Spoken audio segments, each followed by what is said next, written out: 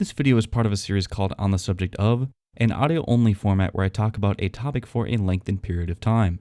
There is no video content for this format, and instead the audio is visually represented in Adobe After Effects, so I'd personally recommend tabbing away, do something else, perhaps play a game, and listening to the video while it plays in the background. Thanks, and it's time to let the video roll.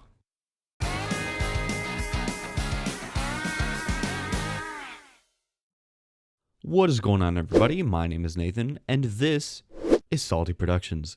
Now, today I would like to talk about one of my favorite subjects in the entire world, which is emotions and people's sort of psychological response to certain stimuli.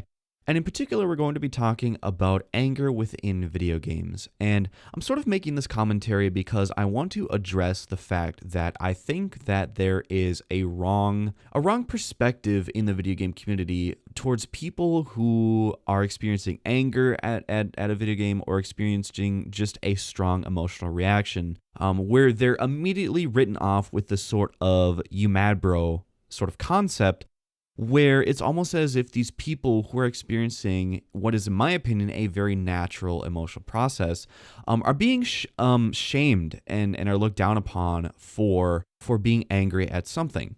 So here's my sort of basic argument. I feel as if in order to get enjoyment out of a game, you have to be emotionally invested in that game. In order to experience some of the highest highs that a game can offer, pulling out that win in League of Legends, pulling out that win in Overwatch, getting a ridiculous kill streak going in your favorite first-person shooter, in order to have those highest highs, you have to be emotionally invested in the game.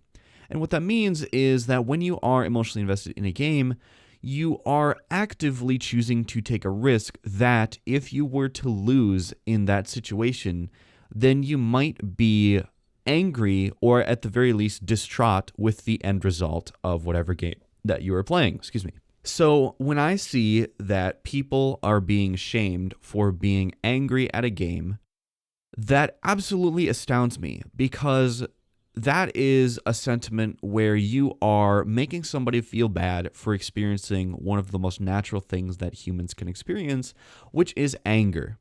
Now, it might be seen as immature if people are getting angry at a video game, because after all, video games don't matter, right?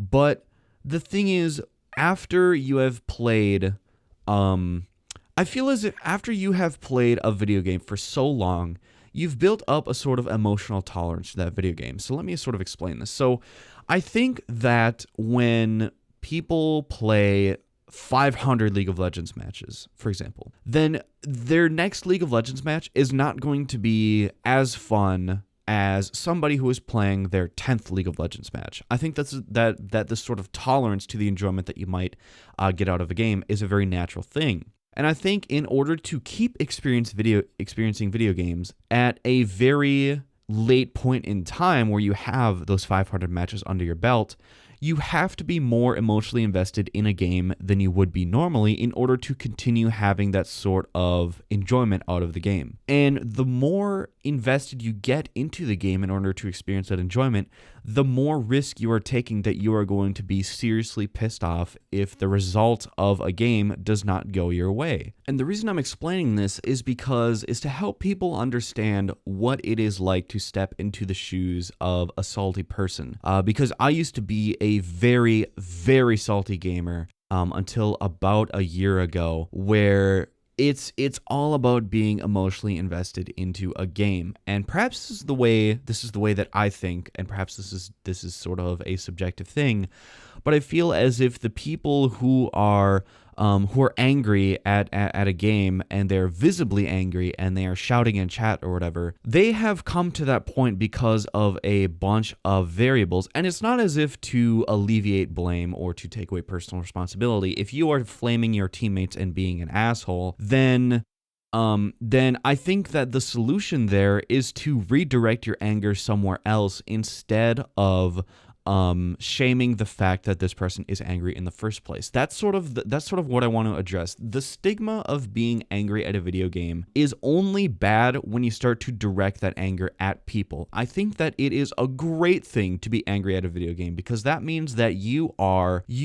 engaging yourself. You are active. You are mentally active within this game, and you are trying to figure out the best way that you can win at the expense of possibly being angry that the plan that you've sort of developed to pull out this win and get and have fun with this game does not work, and that you might experience a negative emotion when playing this game. I feel as if video games have this sort of scale where, and this is especially true for MOBAs in particular, where in order for one team to be winning and to be having fun with the game and to be comfortable within that game, then the other 50% of the players in the game, aka the enemy team, has to be experiencing a lot of challenge and a lot of frustration in their game. So then to call somebody immature for being visibly angry at a game is ridiculous because that person is experiencing a very different experience than from what you are experiencing,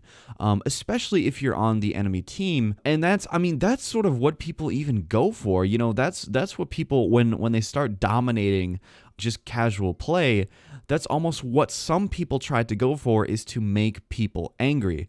And to say that somebody's immature for showing an emotional response at a video game is ridiculous because you might not understand what it is that this person is going through. Now, that's not to absolve any personal blame or any personal responsibility when somebody starts being toxic. Toxicity is almost a whole nother ballgame because that's when the problems start happening. And the way that you deal with toxicity within a game, specifically if you are talking about a game such as League of Legends where you can mute people, the best way to deal with toxicity is to just mute somebody. Do not bother responding to toxic people because that person should redirect their anger somebody else or somewhere else, not to somebody else. That would actually be pretty funny. They should redirect that anger somewhere else, and we should not be attacking the fact that this person is angry in the first place because anger is natural.